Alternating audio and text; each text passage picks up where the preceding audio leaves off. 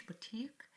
I'm happy to be here today and present you my qualitative study of adult learners, self-directed learning readiness in non-formal ESP online courses, and where Lithuanian students' perspective was explored.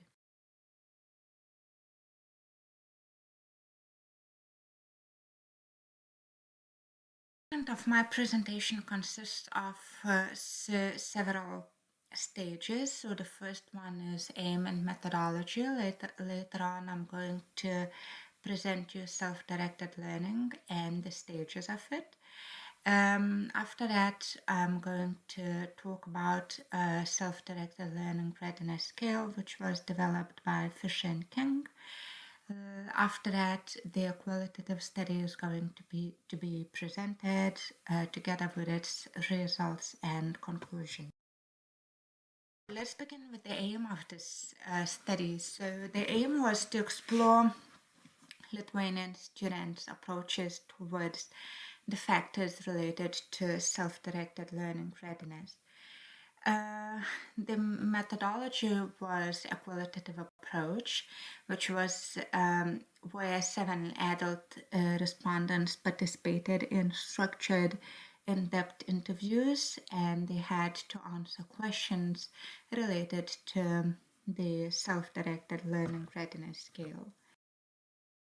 Directed learning. So, as adults, we have choices: what we learn, when we learn, and how we learn.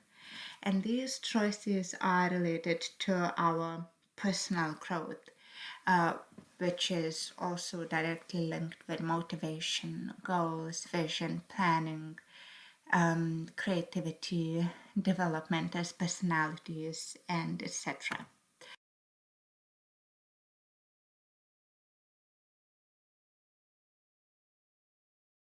To know, self-directed learning is when individuals take the control of their learning and diagnosing their learning needs, formulating learning goals, identifying resources for learning, choosing and implementing appropriate learning strategies, as well as evaluating learning outcomes.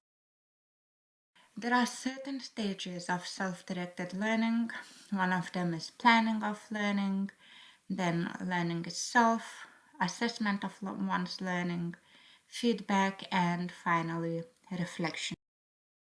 Also of self-efficacy, which is a person's belief whether she or he can complete a task, and also motivation.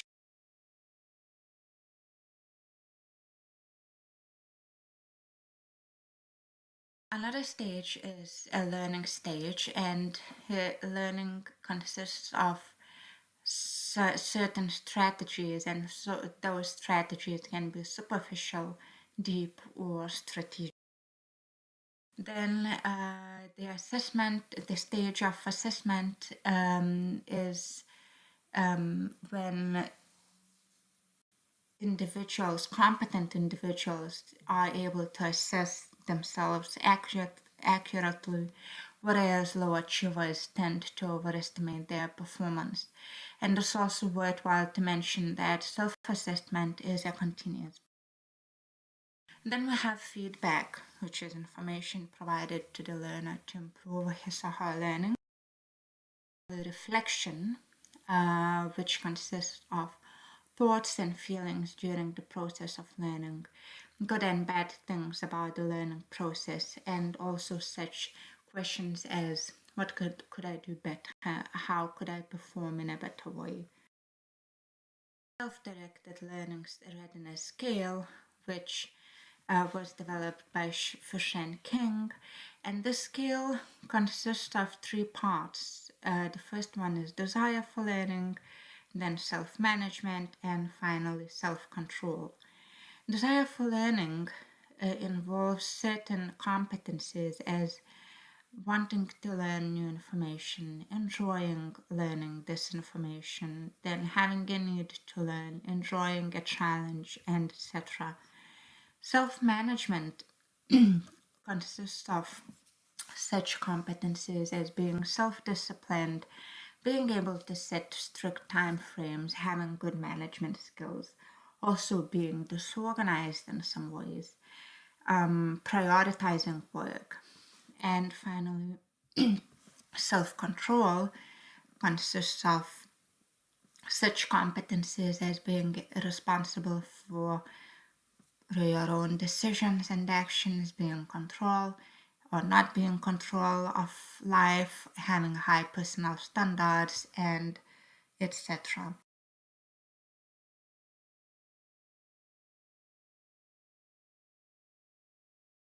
Respondents, of which there were 2 male and 5 female, participated in this study, and they were learning business English in non-formal ESP online courses, and the methodology that was adopted was structured in-depth interviews, so they had to answer certain questions related to self-directed learning readiness skills.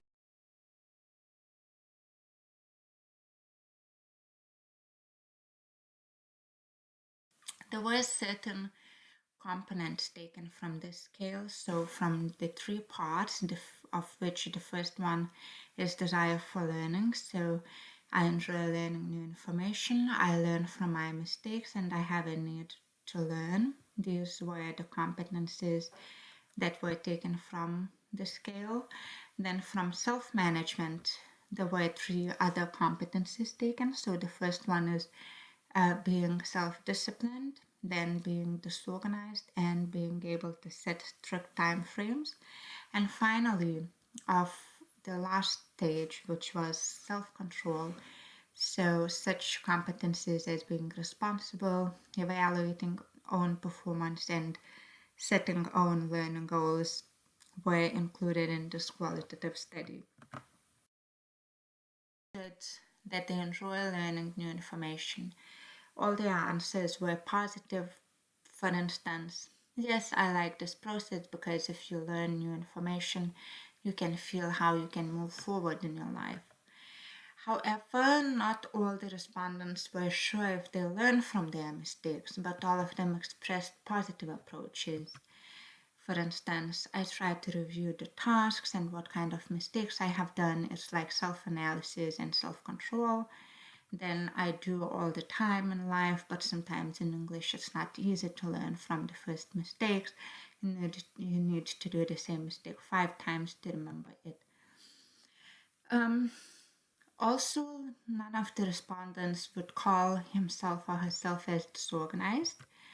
They said that, one of them said that I cannot say that because I tried to put everything in the schedule and I tried not to be late for any deadlines. Another one said no, because I am organized, I have my routine, I usually write what I need to do in my notebook and I cross out the work which I have done, and I think I am organized. And the last one said, I think most of the time I am self-disciplined and organized. However, some of the respondents expressed slight difficulties to be organized due to their daily duties.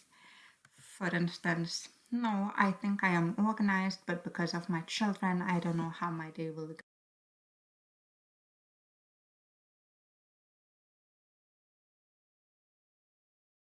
Positive attitudes. They said that yes, I try to do all the tasks because it includes my self motivation and self discipline. Yes, I'm responsible. Without it, I wouldn't have my job and I wouldn't participate in these classes.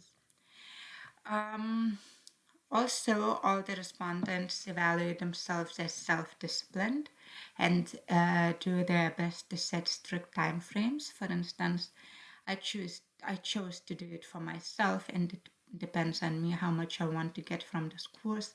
But sometimes that self-discipline depends on my workload, and I'm trying to put my effort to get what I want.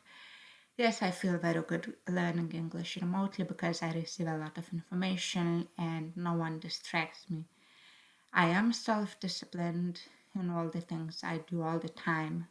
And one thing in all my routine is this course, so I think I act as self disciplined. However, some learners expressed slightly negative approaches towards their abilities to set learning goals for themselves. And One of them said that my teacher helps me, and I think it's both ways. As a learner, I know my drawbacks, but it's hard to see myself from my side, so it's both ways. I prefer my teacher to do that because she sees more what I need, and she is an expert in English. And my teacher helps me, and I follow her methods, but I love to share my own findings with her, and she sees more and can suggest new learning goals.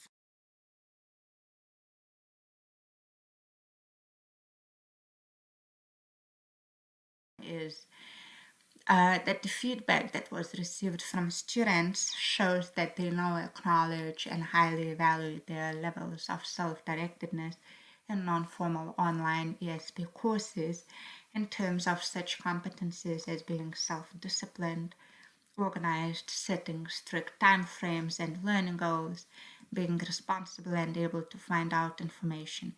These abilities enhance learners' independence and self-directedness.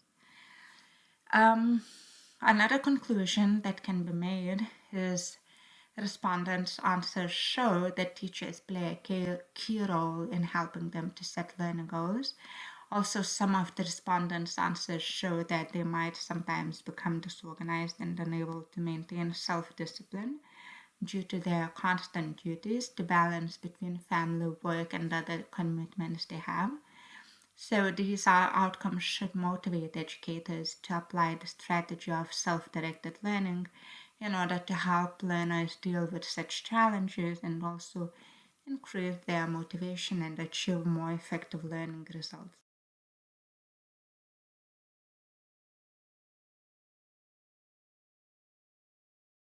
Brought you some benefits and you have learned something, and I hope that self-directed learning is going to help you, let's say, in your classes as well, or in anything you do, because it's a really essential competence that everyone should have.